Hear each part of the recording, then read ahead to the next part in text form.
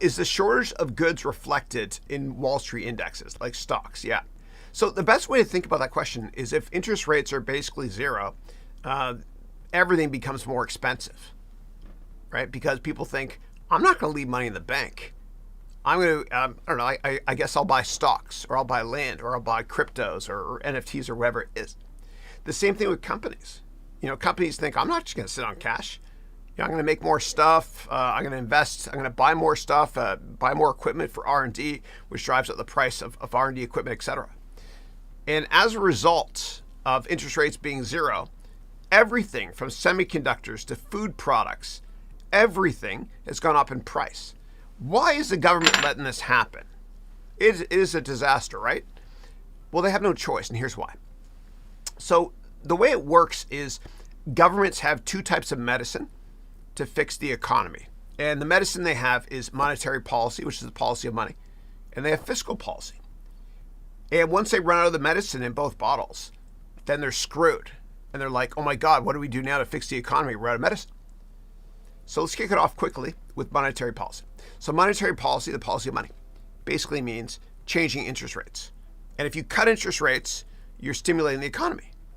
And interest rates are basically zero, so there's no more medicine left in this bottle. Bye-bye.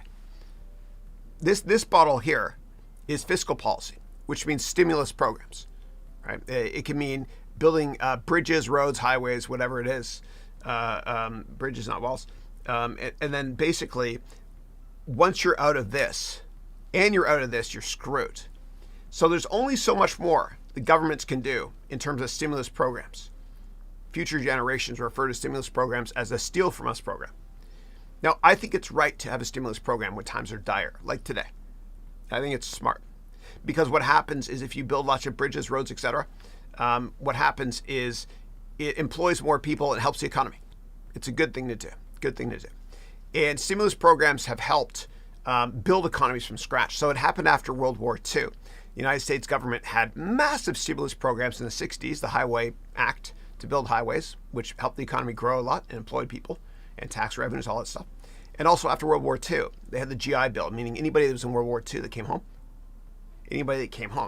what they could do was they can get a free undergraduate education. That's the stimulus program. Now, here's the problem. When you run out of monetary policy, because rates are zero, there's no bullets left, and you run out of fiscal policy, there's only so many stimulus programs you can do before a country goes bankrupt. What do you do now? Well, you can create this invisible hand wealth effect, so to speak. No reference to Adam Smith there, the economist. But what you can do is, if you find a way as a government to make everybody feel richer and good about their net worth, then they're going to spend more money, which helps the economy. So what's happening now? Well, governments are leaving rates at zero for a longer period of time, and it's creating a bunch of asset bubbles. Okay, so real estate property values have gone up a lot. Same thing with commodities. Oil's now at a 7-year high, partially because of OPEC. Another story there. Stocks are at an all-time high. NFTs and speculative investments are at all-time highs as well. And by doing that, by keeping interest rates zero, it encourages people not to leave money in the bank. And so people buy speculative stuff and they feel richer. They feel richer, right? And they spend more, which is self-fulfilling, helps the economy. Now, the government is a conundrum right now. They can raise rates now to fight inflation, or they can wait a bit to see what the hell is going to happen with Delta and other variants. And I actually think it's smart that they're waiting. Because if they raise rates too early and destroy the economy, they're screwed. But if they wait a little bit longer and let inflation get a little bit more out of hand, it's not the end of the world. And the government is kind of signaling that they don't know what the hell's going to happen with COVID. I mean, it's actually scary. Like, I'm an optimist, right? But I've started wearing my mask again when I go out, just for me, whatever. Because Israel, for example, 58% of Israelis were vaccinated with a Pfizer vaccine, which I got too. 58% as of January. And it's supposed to protect you 90% of the time.